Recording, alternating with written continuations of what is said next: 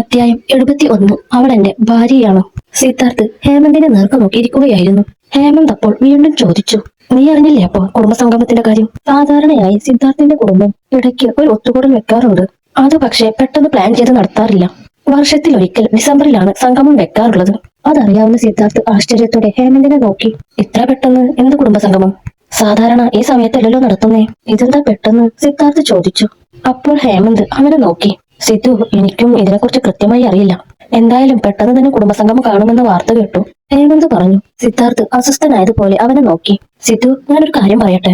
ഹേമന്ത് ചോദിച്ചു. സിദ്ധാർത്ഥ് അത് കേട്ട് തല ഉയർത്തി ഹേമന്തിന്റെ നേർക്ക് നോക്കി. ഹേമന്ത് പറയാൻ തുടങ്ങി, അല്ല, നീലിമയുടെ കാര്യം വീട്ടിൽ അറിയിക്കാൻ പറ്റിയ സമയമാണിപ്പോ. ഈ കുടുംബസംഗമം നടക്കുമ്പോ നീലിമയും കൂട്ടിച്ചെന്ന നീ കല്യാണം കഴിച്ച കാര്യം എല്ലാവരെയും അറിയിക്കുകയും ചെയ്യാം. അധികം ആരുമൊന്നും ചോദിക്കാനും പോകുന്നില്ല. നല്ല ഐഡിയാണത്, ഹേമന്ത് പറഞ്ഞു. അത് കേട്ട് സിദ്ധാർത്ഥിന് ദേഷ്യം വന്നു. അല്ല, നിനക്ക് വേറൊരു പണിയില്ലേ? അല്ല, ഏതു നേരവും ഇതും പറഞ്ഞുകൊണ്ട് എന്റെ പിന്നാലെ നടക്കുവാണല്ലോ നീ. ഒരു പണി നിന്റെ കണ്ണിൽ ചെയ്യാനില്ലേ? എന്റെ കൂടെ അസിസ്റ്റന്റായി കൂടിക്കോ. അതാകുമ്പോ എന്റെ ജോലിഭാരം കുറയുകയും ചെയ്യും. സിദ്ധാർത്ഥ് കളിയാക്കുന്ന മട്ടിൽ പറഞ്ഞു. ഹേമന്ത് അത് കേട്ട് അവനെ നോക്കി. സിദ്ധാർത്ഥ് തന്നെ കളിയാക്കിയതാണെന്ന് ഹേമന്തിന് മനസ്സിലായിരുന്നു. നിന്റെ കൂടെ അസിസ്റ്റന്റ് ആവുന്നതിലും ഭേദം ഞാൻ വല്ല ട്രെയിനിന് മുന്നിൽ ചാടുന്നതാ. അതാകുമ്പോ ഒറ്റയടിക്ക് ചാവും. നീ ആണെങ്കിലേ നീ ചിഞ്ചായെ കൊല്ലത്തുള്ളൂ. ഹേമന്ത് അത് പറഞ്ഞു കഴിഞ്ഞതിന് ശേഷം ചിരിച്ചു.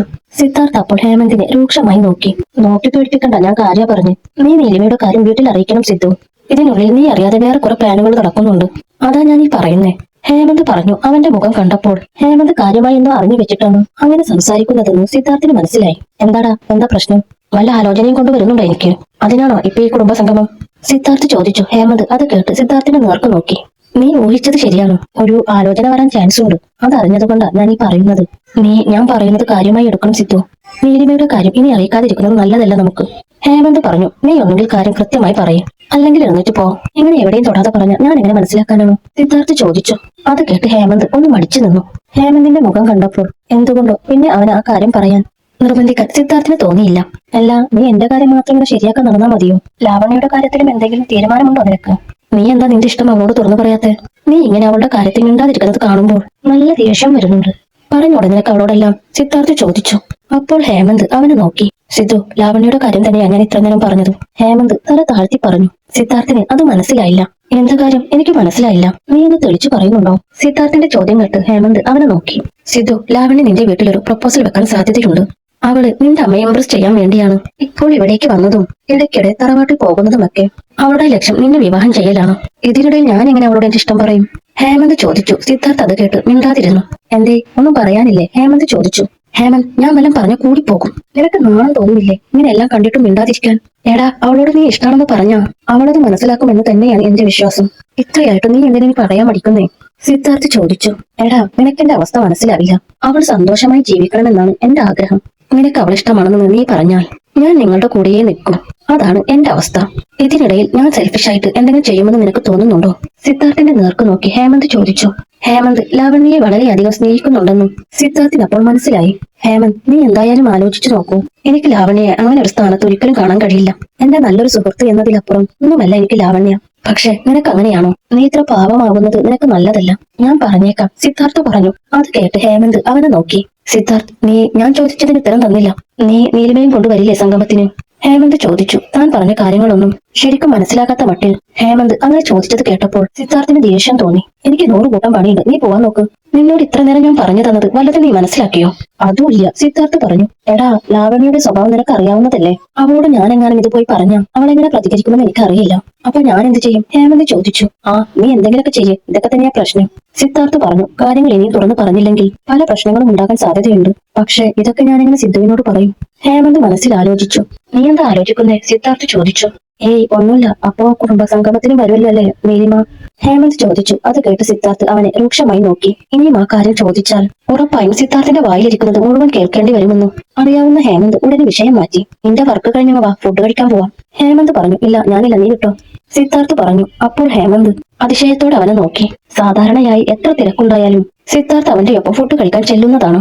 ഇതുവരെ അതിൽ മാറ്റമൊന്നും വന്നിട്ടില്ല. എന്നാൽ ഇന്ന് ആദ്യമായി പെട്ടെന്ന് തന്നെ സിദ്ധാർത്ഥ് വരുന്നില്ല എന്ന് പറഞ്ഞതിൽ ഹേമന്തിന് ആശ്ചര്യം തോന്നി. അതെന്താ നീ വരാത്തത്? ഹേമന്ത് ചോദിച്ചു. അത് കേട്ട് സിദ്ധാർത്ഥ് അവന്റെ നേർക്ക് നോക്കി ചിരിച്ചു. എന്നിട്ട് പറഞ്ഞു, അത് അവൾക്ക് സുഖമില്ല. അപ്പോ ഞാനല്ലേ അവളെ നോക്കേണ്ടത്. സോ ഞാനിന്ന് നേരത്തെ വീട്ടിലേക്ക് പോകും. സിദ്ധാർത്ഥ് പറഞ്ഞത് കേട്ട് ഹേമന്ത് അവനെ നോക്കി. ഏതവൾ? ഹേമന്ത് ഓർമ്മയില്ലാത്തതുപോലെ ഭാവിച്ച് ചോദിച്ചു. അവൻ നീലിമയാണ് ഉദ്ദേശിച്ചതെന്ന് ഹേമന്തിന് മനസ്സിലായിരുന്നു. സിദ്ധാർത്ഥ് എന്ത് പറയുമെന്ന് അറിയാൻ വേണ്ടി മാത്രമാണ് ഹേമന്ത് അങ്ങനെ ചോദിച്ചത്. നിനക്കറിയില്ലേ, അവള് തന്നെ എന്റെ ഭാര്യ നീലിമ. സിദ്ധാർത്ഥ് പറഞ്ഞു. അവന്റെ മുഖത്ത് അത് പറഞ്ഞപ്പോൾ ഒരു ചിരി തെളിഞ്ഞിരുന്നു. ഹേമന്ത് അവനെ തന്നെ അത്ഭുതത്തോടെ നോക്കി. ഷെടാ, ഒരു പെണ്ണിനെ പെട്ടെന്ന് തന്നെ ഇവനെ പോലെയുള്ള ദേഷ്യക്കാരനെയൊക്കെ പൂച്ചക്കുട്ടി പോലെ മാറ്റിയെടുക്കാൻ പറ്റുമല്ലേ? ഹേമന്ത് മനസ്സിൽ ആലോചിച്ചു. നീലിമയെ കുറിച്ച് സംസാരിക്കുമ്പോഴൊക്കെയും സിദ്ധാർത്ഥിന്റെ മുഖം തെളിയുന്നത് ഹേമന്ത് മുന്നേ ശ്രദ്ധിച്ചിരുന്നു. സിധു, നിനക്കിത് മനസ്സിലായിട്ടുണ്ടോ എന്നറിയില്ല. നീ വല്ലാതെ മാറിയിട്ടുണ്ട്. നീലിമ വന്നതിൽ പിന്നെ പഴയ ആളല്ല നീ, ഹേമന്ത് സന്തോഷത്തോടെ പറഞ്ഞു. അത് കേട്ട് സിദ്ധാർത്ഥ് അവനെ നോക്കി. അല്ല, നീലിമയ്ക്ക് എന്താ സുഖാണ്? ഹേമന്ത് ചോദിച്ചു. ചെറിയൊരു പനി. സിദ്ധാർത്ഥ് പറഞ്ഞു. ചെറിയൊരു പനിയുള്ള നീലിമയെ നോക്കാൻ വേണ്ടി സിദ്ധാർത്ഥ് ഇത്ര നേരത്തെ ഓഫീസിൽ നിന്ന് ഇറങ്ങാൻ പോകുന്നു എന്ന് ഓർത്തപ്പോൾ ഹേമന്ത് അമ്പരപ്പ് മാറാതെ അവനെ തന്നെ നോക്കി. എന്നാലും സിദ്ധു, എന്തൊക്കെയായിരുന്നു? മലപ്പുറം കത്തി, അമ്പും വില്ലും തേങ്ങക്കൊല. ഒരു പെണ്ണ് വന്നപ്പോ ദേ കിടക്കുന്നു. ഹേമന്ത് കളിയാക്കിക്കൊണ്ട് പറഞ്ഞു. ഞാൻ മാറിയതൊന്നുമല്ല. എന്റെ ഭാര്യക്ക് വയ്യാതായ പിന്നെ നീ ചെന്ന് നോക്കൂ. ഞാനല്ലേ നോക്കേണ്ടത്, അതെന്റെ കടമയാണ്. അത്രയേ ഉള്ളൂ, സിദ്ധാർത്ഥ് പറഞ്ഞു. അപ്പോൾ ഹേമന്ത് ചിരിച്ചു. നടക്കട്ടെ, ഞാനൊന്നും പറയുന്നില്ല. ഹേമന്ത് പറഞ്ഞു. എന്നാ പിന്നെ ഇറങ്ങുമല്ലേ? സിദ്ധാർത്ഥ് ചോദിച്ചു. അതേടാ, അല്ലാതെ പിന്നെ ഇവിടെ താമസിക്കാൻ പറ്റില്ലല്ലോ. അല്ലേലും എനിക്കിത് കിട്ടണം. നിന്റെ നല്ലതിന് വേണ്ടി സംസാരിക്കാൻ വേണ്ടി വന്നിട്ട് നിനക്കിപ്പോ ഞാനൊരു ശല്യായല്ലേ? ഇറങ്ങുവാ, ബായ്. സിദ്ധാർത്ഥിന്റെ നേർക്ക് നോക്കി ഹേമന്ത് പറഞ്ഞു. എന്നിട്ട് അവൻ ക്യാബിനിൽ നിന്ന് ഇറങ്ങി. ഹേമന്ത് പോകുന്നത് സിദ്ധാർത്ഥ് ചിരിയോടെ നോക്കി. സിദ്ധാർത്ഥ് വീട്ടിലെത്തുമ്പോൾ നീലിമ സോഫയിൽ ഇരിക്കുകയായിരുന്നു. സിദ്ധാർത്ഥ് വന്നത് അവൾ കണ്ടില്ല. അവൾ സ്നാക്സ് കഴിച്ചുകൊണ്ട് ടിവി കാണുകയായിരുന്നു. അപ്പോൾ സിദ്ധാർത്ഥ് ഹാളിലേക്ക് കടന്നു വന്നു. നീലിമയെ അവിടെ കണ്ട സിദ്ധാർത്ഥ് അവളെ അറിയിക്കാതെ അകത്തേക്ക് പോയി കുളിച്ച് വേഷം മാറി ഹാളിലേക്ക് വന്നു. അപ്പോൾ മാത്രമാണ് നീലിമ അവനെ കാണുന്നത്. അവൾക്ക് അതിശയം തോന്നി. സിദ്ധാർത്ഥിനെ ഹാളിൽ തീരെ പ്രതീക്ഷിച്ചില്ല. അവൻ ഓഫീസിലാണെന്നായിരുന്നു അവളുടെ വിചാരം. അല്ല, ഇതെപ്പോഴാ വന്നേ? ഞാൻ കണ്ടില്ലല്ലോ. നീലിമയ്ക്ക് ആകാംക്ഷ മറച്ചു വെക്കാൻ കഴിഞ്ഞില്ല. അവളുടെ ചോദ്യം കേട്ട സിദ്ധാർത്ഥ് സോഫയിൽ വന്നിരുന്നു. അവന്റെ മുഖത്ത് ചെറിയ ചിരി ഉണ്ടായിരുന്നു. എന്റെ വീടല്ലേ ഇത്, സോ ഇവിടെ നേരത്തെ വരാനും പാടില്ലേ? സിദ്ധാർത്ഥ് അവളെ ദേഷ്യം പിടിപ്പിക്കാനെന്ന പോലെ ചോദിച്ചു. നീലിമയ്ക്ക് ആ ചോദ്യം ഇഷ്ടമായില്ല. അവൾ നീരസം പുറത്ത് കാണിക്കാതെ പറഞ്ഞു. ഞാൻ അങ്ങനെയല്ല ഉദ്ദേശിച്ചത്. നിങ്ങൾ ഓഫീസിൽ പോയതല്ലേ, പെട്ടെന്നെന്താ മടങ്ങി വന്നതെന്നേ ഞാൻ ഉദ്ദേശിച്ചോളൂ. അങ്ങനെ വരുന്ന പതിവില്ലല്ലോ, നീലിമ വ്യക്തമാക്കി. ഇനി പതിവൊക്കെ തെറ്റും, സിദ്ധാർത്ഥ പറഞ്ഞു. അപ്പോഴാണ് നീലിമയ്ക്ക് താൻ എന്തിനാണ് സിദ്ധാർത്ഥിന്റെ കാര്യങ്ങൾ അറിയാൻ ഇത്ര താല്പര്യം കാണിക്കുന്നതെന്ന ചിന്ത വന്നത്. അവൾ ഉടനെ അവനെ ശ്രദ്ധിക്കാത്ത മട്ടിൽ ടിവിയിൽ ശ്രദ്ധിച്ചു. അപ്പോൾ സിദ്ധാർത്ഥ് അവളുടെ അടുത്തേക്ക് വന്നു. എന്നിട്ട് നെറ്റിയിൽ തൊട്ടു നോക്കി. പനി കുറഞ്ഞല്ലോ, ക്ഷീണമുണ്ടോ ഇപ്പോ? സിദ്ധാർത്ഥ് പെട്ടെന്ന് അത്ര അടുത്തേക്ക് വന്ന് നെറ്റിയിൽ തൊട്ട് ചോദിച്ചപ്പോൾ നീലിമ ആകെ വല്ലാതെയായി. അവൾ അവനെ നോക്കി. എന്തുപറ്റി? അവളുടെ പരിഭ്രമം ശ്രദ്ധിച്ച സിദ്ധാർത്ഥ് ചോദിച്ചു. ഒന്നുമില്ല, നീലിമ പറഞ്ഞു. അപ്പോൾ സിദ്ധാർത്ഥിന്റെ കൈകൾ അവളുടെ മുഖം പിടിച്ചുയർത്തി. എന്നിട്ട് ചോദിച്ചു, നീ ഇന്ന് നന്നായി റെസ്റ്റ് എടുത്തോ? സിദ്ധാർത്ഥിന്റെ കരുതലോടെയുള്ള ചോദ്യം കേട്ടു നീലിമ കൂടുതൽ പരിഭ്രമിച്ചു. വേറെ ഒന്നും കൊണ്ടായിരുന്നില്ല. സിദ്ധാർത്ഥ് അത്ര അടുത്ത് പെരുമാറുമ്പോൾ അവൾ അറിയാതെ അവളുടെ മനസ്സിൽ എന്തോ ഒരടുപ്പം തോന്നുന്നുണ്ടായിരുന്നു. അതുകൊണ്ടാണ് നീലിമ അത്ര പരിഭ്രമിച്ചത്. തന്റെ പരിഭ്രമം സിദ്ധാർത്ഥ് ശ്രദ്ധിക്കുമോ എന്നവൾ ഭയന്നു. സിദ്ധാർത്ഥ് അത് കണ്ടിരുന്നു. എന്തിനാ ഇങ്ങനെ വിറക്കുന്നേ? ഞാനതിന് എന്തെങ്കിലും ചെയ്തു നിന്നെ? സിദ്ധാർത്ഥ കുസൃതിയോടെ ചോദിച്ചു. അയ്യോ, ഒന്നുമില്ലേ, ഒന്ന് മാറിയിരുന്നേ. നീലിമ അവനെ തള്ളി മാറ്റിക്കൊണ്ട് പറഞ്ഞു.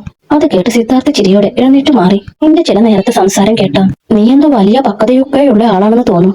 ഇപ്പോ ആണെങ്കിൽ ഒരുമാതിരി ടീനേജ് പിള്ളേരെ പോലെ കളിക്കുന്നു. ശരിക്കും എനിക്ക് നിന്നെ മനസ്സിലാവുന്നേയില്ല, സിദ്ധാർത്ഥ് പറഞ്ഞു. ഇയാളുടെ സംസാരം കേട്ടാ തോന്നും ഞാൻ ഇയാളെ മനസ്സിലാക്കിയിട്ടാണ് ഇരിക്കുന്നേന്നോ. ചില നേരം സ്നേഹം ഉള്ളതുപോലെ തോന്നും. പിന്നെ നോക്കുമ്പോ ആലുവ മണപ്പുറത്ത് വെച്ച കണ്ടു പരിചയം പോലും തോന്നില്ല. എനിക്കും നിങ്ങൾ മനസ്സിലാവുന്നില്ല മിസ്റ്റർ, നീലിമ മനസ്സിൽ പറഞ്ഞു. സിദ്ധാർത്ഥ് അവളെ നോക്കിയിരുന്നു. ആ സമയം ടിവിയിൽ സൂര്യ അഭിനയിച്ച ഒരു പരസ്യം കടന്നു പോകുന്നുണ്ടായിരുന്നു. നീലിമ താല്പര്യത്തോടെ പരസ്യം കാണുന്നത് കണ്ട് സിദ്ധാർത്ഥ് അവിടേക്ക് നോക്കി. ഇതാ പയ്യനല്ലേ സൂര്യ? സിദ്ധാർത്ഥ് ചോദിച്ചു. അതെ, നീലിമ ഉത്സാഹത്തോടെ പറഞ്ഞു. സൂര്യയുടെ കാര്യം പറഞ്ഞപ്പോൾ നീലിമ അത്ര ഉത്സാഹം കാണിക്കുന്നത് സിദ്ധാർത്ഥിന് അത്ര ഇഷ്ടമായില്ല. അവൻ അസൂയയോടെ നീലിമയെ തന്നെ നോക്കി. അവൾ തന്റെ ജോലി വളരെ താല്പര്യത്തോടെയാണ് ചെയ്യുന്നതെന്ന് അറിയാവുന്നതുകൊണ്ട് സിദ്ധാർത്ഥ് അവളോട് മറ്റൊന്നും ചോദിക്കാതെ സൂര്യയെ കുറിച്ച് തന്നെ ചോദിച്ചു. ഇവന്റെ കരിയർ ഏതാണ് സെറ്റാക്കി എടുത്തല്ലേ താൻ? സിദ്ധാർത്ഥ് അഭിമാനത്തോടെ ചോദിച്ചു. അപ്പോൾ നീലിമ പറഞ്ഞു, ഞാനൊന്നും ചെയ്തിട്ടില്ല. അവൻ നല്ല കഴിവുള്ള പയ്യനാണ്. അവനെ ആരൊക്കെ ചേർന്ന് ഒതുക്കി കളഞ്ഞതാ. അതാ അവനങ്ങനെ എങ്ങും എത്താതെ പോയത്. ജസ്റ്റ് അവനെ ഒന്ന് പുഷ് ചെയ്യാൻ ഒരാളായിരുന്നു വേണ്ടത്. അത്രേ ഞാൻ ചെയ്തുള്ളൂ, നീലിമ പറഞ്ഞു. അവൾ പറഞ്ഞത് കേട്ട് സിദ്ധാർത്ഥിന്റെ പുരികം വളഞ്ഞു. ആരാ അവന്റെ വളർച്ച തടഞ്ഞിരുന്നത്? സിദ്ധാർത്ഥ് ആകാംക്ഷയോടെ ചോദിച്ചു. ഞങ്ങളുടെ ഓഫീസിലെ സാമലക്സ്, നീലിമ പറഞ്ഞു. അപ്പോഴും അവൾക്ക് താൻ ഇപ്പോഴും സിദ്ധാർത്ഥിന്റെ കമ്പനിയിലാണ് ജോലി ചെയ്യുന്നതെന്ന് അറിയില്ലായിരുന്നു. മാത്രമല്ല സിദ്ധാർത്ഥ് സൂര്യയുടെ കാര്യങ്ങളൊക്കെയും അസിസ്റ്റന്റ് വഴി അറിയുന്നുണ്ടെന്നും നീലിമ അറിഞ്ഞില്ല. അവൾ നിഷ്കളങ്കമായി അവനെ നോക്കി. അപ്പോൾ സിദ്ധാർത്ഥ് ചോദിച്ചു, സാമലക്സോ? അവനെന്ത് ചെയ്തു? സാമലക്സിനെ അവന് നേരത്തെ അറിയാമായിരുന്നു എന്നതുപോലെയായിരുന്നു അവന്റെ ചോദ്യം. അത് കേട്ടപ്പോൾ നീലിമ അമരപ്പോടെ അവനെ നോക്കി. അയാൾ അറിയാമോ? നീലിമ ചോദിച്ചു. സിദ്ധാർത്ഥ് ഉടനെ ഒന്ന് പരുങ്ങി. എന്നിട്ട് പറഞ്ഞു, ഇല്ല, താൻ ഇപ്പോഴോ പറയുന്നത് കേട്ടിട്ടുണ്ട്. അങ്ങനെ അറിയാം. സിദ്ധാർത്ഥ് പറഞ്ഞത് കേട്ട് നീലിമ തുടർന്നു. അയാളൊരു വൃത്തികെട്ടവനാ. അവനാ സൂര്യക്ക് വരുന്ന മിക്ക അവസരവും തട്ടിയെടുക്കുന്നേ. അവന്റെ ഉദ്ദേശം വേറെ ചിലതാ. അത്ര വൃത്തികെട്ടവനെ ഞാൻ എന്റെ കരിയറിൽ കണ്ടിട്ടില്ല. അവനെയൊക്കെ ഉണ്ടല്ലോ തല്ലിക്കൊല്ലണം. അവനെയൊക്കെ എന്തിനാണോ ആവോ കമ്പനിയിൽ വെച്ചോണ്ടിരിക്കുന്നേ. ഞങ്ങളുടെ മെയിൻ എംഡിക്ക് തീരെ ബോധമില്ലെന്നാ തോന്നുന്നേ. അല്ലെങ്കിൽ അവനെയും ആ കിരണിനെയൊക്കെ ആരെങ്കിലും നിലനിർത്തോ? നീലിമ കൈകൊണ്ട് എന്തൊക്കെയോ ആക്ഷൻ കാണിച്ചുകൊണ്ടാണ് അത് പറഞ്ഞത്. അത് കേട്ട് സിദ്ധാർത്ഥ് അവളെ തന്നെ നോക്കി. അവളുടെ സംസാരം കേട്ട് മതി മറന്നിരുന്നതിനാൽ സിദ്ധാർത്ഥ് അവൾ പറഞ്ഞത് മുഴുവൻ കേട്ടിരുന്നില്ല. അവന്റെ നോട്ടം കണ്ട നീലിമ പെട്ടെന്ന് സംസാരം നിർത്തി. അവന്റെ ഭാവം മാറുന്നത് കണ്ട് അവളുടെ മുഖവും തുടുത്തു വന്നു.